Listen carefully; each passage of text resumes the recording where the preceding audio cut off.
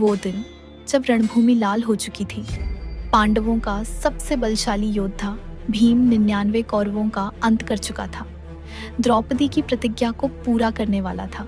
पर तभी आया वो योद्धा जिसने न सिर्फ भीम को रोका बल्कि महाभारत को एक अनघट कलंक से बचा लिया। वो था अंगराज कर्ण। महाभारत युद्ध का 14वां दिन कुरुक्षेत्र का मैदान खून से सना था।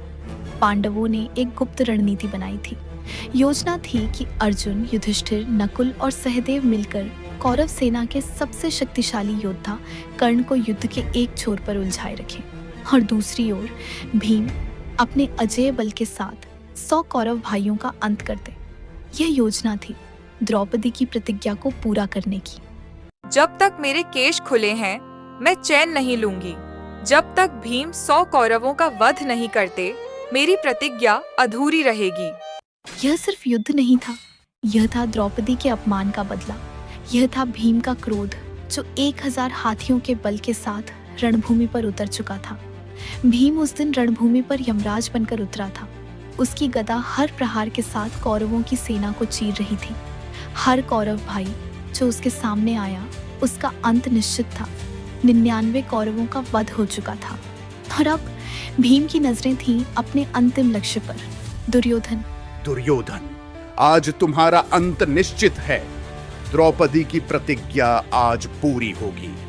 भीम का हर प्रहार एक तूफान था। हर कौरव जो उसके सामने आया मृत्यु को प्राप्त हुआ। पर यह युद्ध सिर्फ बल का नहीं बल्कि रणनीति का भी था और कौरवों की ओर से खड़ा था एक योद्धा जिसकी बुद्धि और धनुर्विद्या बेजोड़ थी।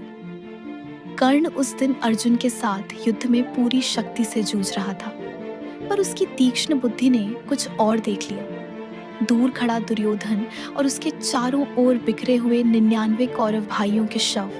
तो यह थी पांडवों की चाल। अर्जुन ने मुझे इस छोर पर उलझाया ताकि भीम वहां दुर्योधन तक पहुंच जाए। नहीं, मैं यह होने नहीं दूंगा। कर्ण ने उस पल अपनी पूरी शक्ति और बुद्धि को एकत्र किया। वह जानता था कि अगर भीम दुर्योधन तक पहुंच गया तो कौरवों का अंत निश्चित था। और फिर रणभूमि पर 2 महायोद्धा आमने सामने थे। एक ओर था भीम जिसका बल अजेय था, दूसरी ओर था कर्ण जिसकी धनुर्विद्या और संयम बेजोड़ थे। कर्ण अपना धनुष उठाता है, एक तेज बाण छोड़ता है जो भीम की गदा को चूर चूर कर देता है। कर्ण, तुमने मेरी गदा तोड़ दी। अब धनुष छोड़ो और मेरे सामने आओ। मल्ल युद्ध करो अगर हिम्मत है। कर्ण शांत मुस्कान के साथ धनुष नीचे रख देता है। भीम, बल में तुम महान हो, पर युद्ध सिर्फ बल से जीता नहीं जाता। आओ देखते हैं कि तुम्हारा बल मेरी चपलता के सामने टिक पाता है या नहीं। यह सिर्फ 2 योद्धाओं का युद्ध नहीं था, यह था बल और बुद्धि का, क्रोध और संयम का, प्रतिशोध और धर्म का टकराव। भीम का हर प्रहार एक पर्वत को हिला सकता था, पर कर्ण की चपलता और रणनीति उसे हर बार बचाने में कामयाब रही। कर्ण जानता था कि भीम को बल से हराना असंभव है, इसलिए उसने अपनी बुद्धि का सहारा लिया और उस पल रणभूमि पर सन्नाटा छा गया। भीम, जिसे कोई रोक नहीं सकता था, कर्ण के सामने बंधा हुआ था। कर्ण, मुझे मार डालो, यही तो तुम चाहते थे। भीम, मैं तुम्हें मार सकता था, पर मैंने वचन दिया है माता कुंती को, मैं अर्जुन के सिवा किसी पांडव का वध नहीं करूंगा। अगर मैं यह वचन तोड़ दूं तो सूर्यपुत्र कर्ण नहीं रहूंगा, सिर्फ एक साधारण योद्धा बनकर रह जाऊंगा। उस पल भीम के मन में क्रोध था, पर कहीं न कहीं एक नया सम्मान भी जन्म ले रहा था। वह कर्ण जिसे वह सूतपुत्र कहकर तिरस्कृत करता था, आज धर्म और वचन का ऐसा परिचय दे गया जो किसी राजा से कम नहीं था। ये वही कर्ण है जिसे मैंने हमेशा नीचा समझा। आज उसने न सिर्फ मुझे हराया बल्कि अपने धर्म से मुझे जीत लिया। कर्ण ने उस दिन न सिर्फ भीम को रोका बल्कि महाभारत को एक और कलंक से बचा लिया।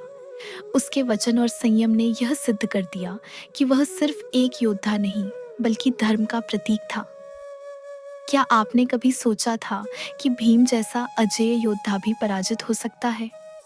कर्ण का यह त्याग और धर्म आपको प्रेरित करता है तो इस वीडियो को लाइक करें, अपने दोस्तों के साथ शेयर करें और चैनल को सब्सक्राइब करें, क्योंकि हम लाते हैं वो कहानियां जो इतिहास के पन्नों में कहीं खो गई।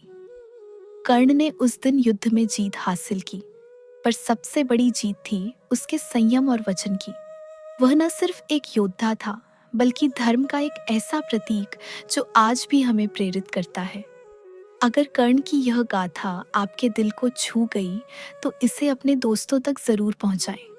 चैनल को सब्सक्राइब करें क्योंकि कर्ण की हर कहानी अब यहीं जिंदा रहेगी कर्णवर्स में।